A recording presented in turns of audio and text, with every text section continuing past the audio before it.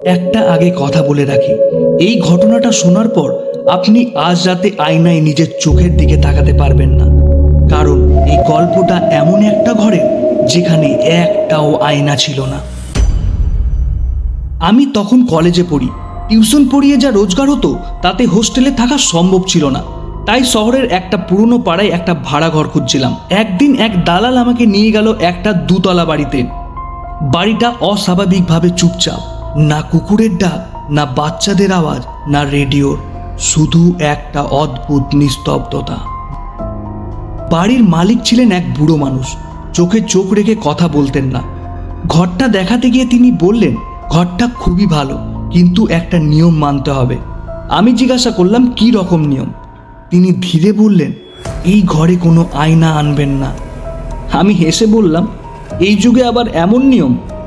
বুড়ো লোকটা তখন প্রথমবার আমার দিকে তাকালো, চোখ দুটো কেমন যেন ভেজা। বললেন, যদি বাঁচতে চান এই নিয়মটা মানবেন। প্রথম 3-4 দিন কিছুই হলো না, ঘরটা পরিষ্কার, আলো বাতাস ভালো।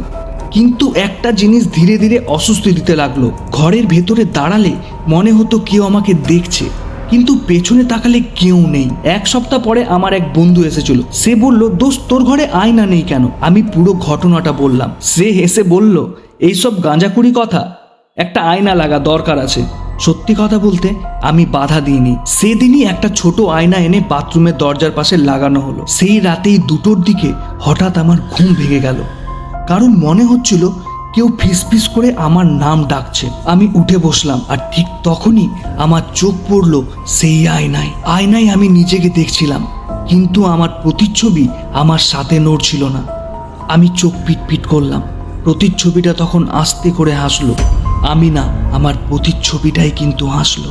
তারপর সে ঠোঁট নাড়ল, কিন্তু কোনো শব্দ বেরোলো না। কিন্তু আমি স্পষ্ট বুঝতে পেরেছিলাম সে কি বলছিল।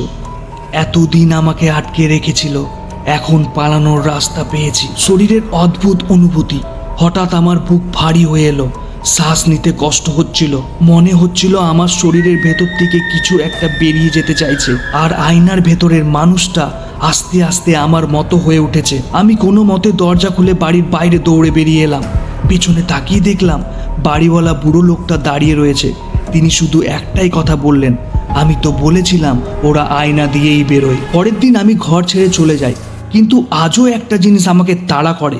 যখনই আমি আয়নায় তাকাই, কখনো কখনো আমার প্রতিচ্ছবি 1 সেকেন্ড দেরিতে নড়ে।